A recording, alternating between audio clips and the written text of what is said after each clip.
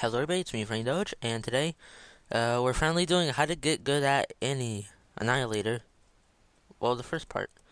So, first off, we're gonna go off, with Annie Annihilator as a character. I'm too used to saying Annie because Annie Knight. Okay, but yeah, Annihilator. Gotta get used to that. Annihilator. So yeah, Annihilator, he's Irish, very brave, loyal person, and has an appreciation for Knight codes. Annie Knight. Short disclaimer here, I will not be going over AniKnit, I'll just be going over stock. Wait, no. Okay, there. Stock. So, let's first go over the grenade launcher. So, grenade launcher is, it shoots a pipe in a general arc. It's not straight like the troopers' rockets, they're arced. And if it's a direct hit, it will do 100 damage. If it's a roller, aka when it doesn't hit a target and just rolls off the ground, it will do less damage, 20 to 40, I believe. But it won't do as much as a direct, that's all you need to know. So, the grenade launcher. One useful technique you can do with it is if you're, let's say you're in a close quarters fight like this, you're just firing at the enemy and they get right in your face. So what you're gonna want to do here is try to go for a direct as usual, but crouch jump before you do it. So you bounce yourself off with the explosion. You can basically pipe jump. You don't have to do it just when you're fighting opponents. You can also do it just casual. Where's the pipe? Like, there you go. See? I crouch jump before the pipe detonated, and I was able to get a cool jump off of it. Of course, you're going to need to know the timing of when your pipes explode. And another thing I wanted to touch on is the fact that map knowledge is super important with your pipes. You can pull off some very crazy shots if you know the angling. So let's say there's a flank right there, map knowledge. See how the pipe didn't go down? It just stayed out there.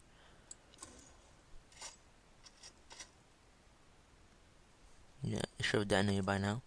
But yeah, map knowledge is obviously very important with Annihilator, and you're gonna need it if you want to pull off those like sick prediction shots or just rounding corners like this. If you don't know what's gonna be behind the corner, if you thought this was just a closed area, can't go through, then you'd shoot towards the middle. But if you have map knowledge and know that there's an exit right there, before you turn the corner, you're gonna preemptively fire a pipe, run through the doorway, probably catch him off guard, bounce him back in here, to opt for a close follow-up with your sticky bomb launcher or grenade launcher. So, basically with the grenade launcher, have map knowledge, have good positioning, have a good understanding of the grenade launcher itself, the angles, how long it takes for the pipe to detonate.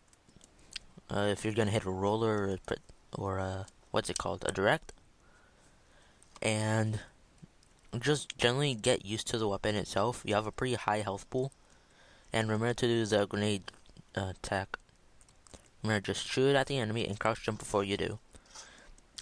Even if you're not fighting like an enemy with like explosives, like Trooper. Like, you can do this against Trooper, you should just get used to crouch jumping since it offers much more control when you're airborne.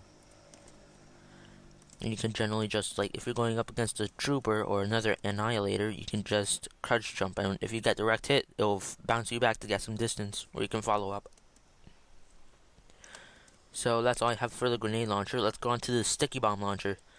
So the sticky bomb launcher is your more defensive weapon than offensive, unless you're a sticky tank. The sticky bomb launcher, basically, it has 8 projectiles, or stickies, as you can see in the bottom right. So you fire one, and it'll stick to any surface. So you can put it on walls. Oh, I guess not that wall. I guess they do bounce off some surfaces. Don't know why.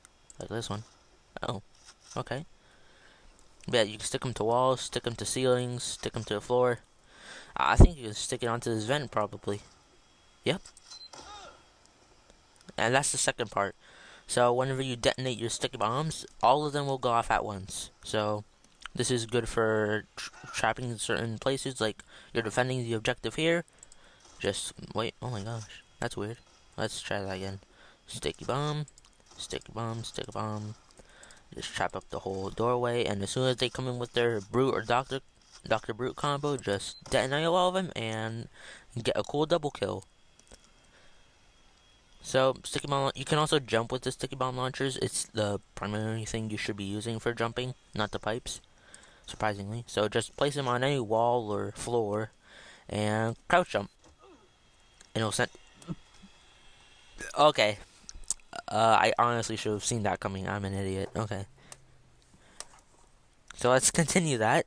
The sticky bomb launcher, there is a short delay. If you're going to use it offensively, remember that there is a short delay between when you can detonate and when you fire. So don't just go out just spamming left click and right at the same time. Unless you have like auto clicker or something, or just a trigger finger, you're probably not going to get a lot of kills that way. Sticky bombs are very predictable. Well, except if you're predictable. Oh my gosh. Okay. Noted. Never sticky jump with 3. See, I was going to touch on that topic next. So, sticky bomb. How many sticky bombs should you use? Normally just 1. And crouch jump. Also, be aware of,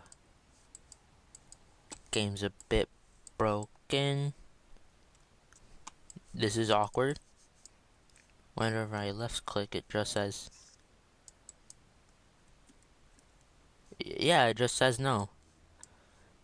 Okay, this is weird, so... Can I... No, it's still broken. Okay, a short intermission, folks. I'll probably just cut it in the video. Okay, I'm back, folks. Turns out all I need to do was just press escape, so that was fun. Thanks, TC2. And let's continue on what we were talking about. So how many sticky bombs should you use? Just 1. Just crouch jump. I guess you could also do 2 without crouch jumping, like this. Still get some pretty good airtime. But normally it's best to just do it with 1. And crouch jump. Yep, less damage and equal distance. So the positioning of your sticky bomb and you relative to the jump is very important. So let's say you place a sticky bomb down right here. If you're going to be right on top of it, you're obviously going to go more upwards and take more fall damage. Unless you're using gunboats. And if you want to go backwards, like saying you're getting away from a fight, have good map knowledge to know where you're going to end up at the end, so you don't just fly into a corner and get mowed down by the enemy brute or flanker. But generally, you're going to want to have yourself, like, jump right as you're on the sticky bomb. Just press the crouch button, like this. See, I jumped before I had the sticky bomb underneath me. That's important, timing. Like that. So, another tech with the sticky bomb launcher is you can actually, I believe you can do this, and then this. Nah, okay, I can't do it very well yet, but I do believe you can. Okay, no, I detonated way too early. So what I'm trying to do is put 1 sticky bomb on the ground, and then, yeah, it's a bit hard, but it is possible to consecutively jump. I think it's better with the loose cannon or the iron bomber, which are side unlocks, basically. Sorry for a bit of confusion there. But yes, in most cases you'll be wanting to use the sticky bomb when you're either out of ammo on your primary launcher, or you're setting up a trap before the game starts. Like, you know how in like payload maps like Badwater, there's like gates that are closed. Yeah, you can just set them up right there. Just trap the whole place up, and as soon as you see them come out, boom, they're gone. Another thing to note about stickies is you can charge them, and it will make them go faster and fly farther. See? Look. From this horizontal high ground.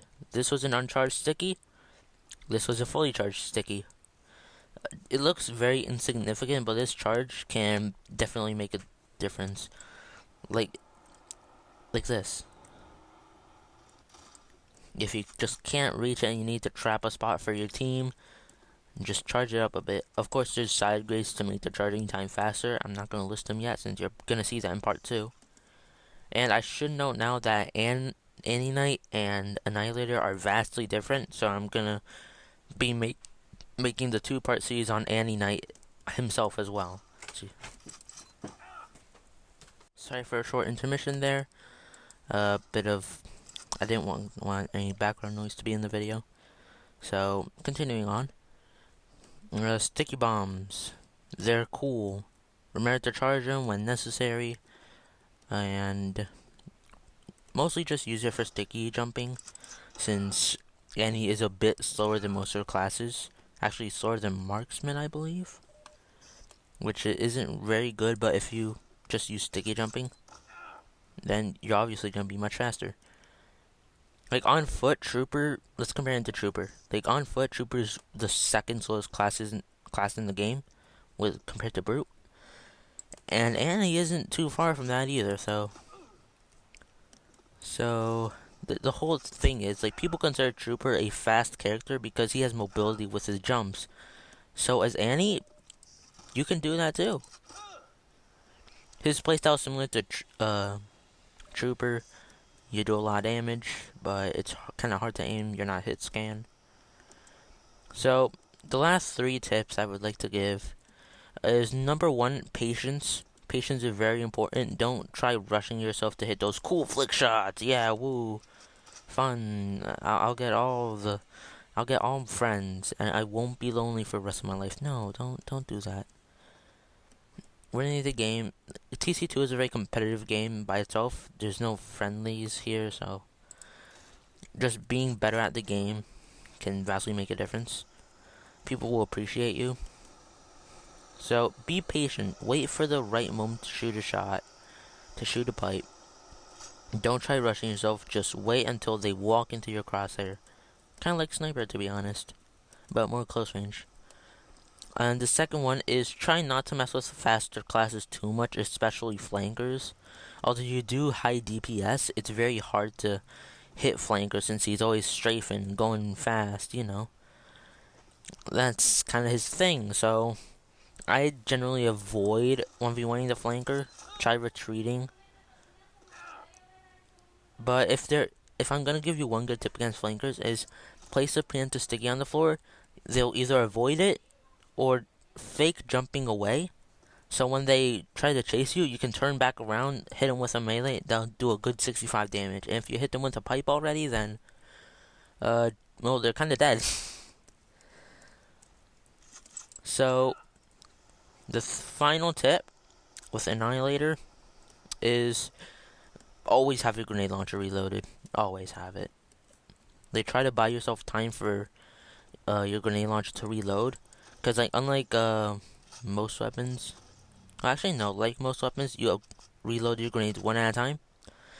And this, well, obviously sucks. I mean, you do only have 4, but still, it's gonna take a long time. So the targets I would generally go for are heavier characters, or slower characters with bigger hitboxes. You're built for taking out stuff like brutes or sentry nests. I say sentry nest because, oh my gosh, Annihilator is the counter to sentry nest. You can place stickies on the floor around it just to meme around, or maybe sticky up a teleporter, or the enemy teleporter, better said. And once somebody goes through it, like the brute, just blow them all up. But don't be afraid to help your own mechanic as well. Sticky trap the teleporter, the dispensers, the sentry, everything. And stick by your mechanic. If you hear my dispenser being set, anything's being set, just detonate. Chances are you'll get the agent, since most mechanics place their buildings very close up. But yeah, I hope this was helpful to you. If it was, consider liking and subscribing. It really helped me a lot. I'm still growing, getting the whole used to this YouTube thing. And consider joining the Discord channel, and having the role TC2 Terrier. Yes, I name all the roles of dog breeds because, you know, my entire channel is just a dog profile picture. But still, hey, just consider joining the Discord server. You'll be notified when I upload stuff, and general stuff like that. Like I make announcements, I make polls sometimes when I need it. And it's a small community right now, but a community nonetheless. So if you want to find somebody that's maybe interested in TC2, well, and too shy to go on the TC2 or Discord itself, honestly don't. Everybody has the same interests as you. I don't know why you would. Just go to my channel. I mean, not my channel, my community for a bit. But yeah, now that I'm done with everything, well, I'll see you all next time. Have a nice day, everybody.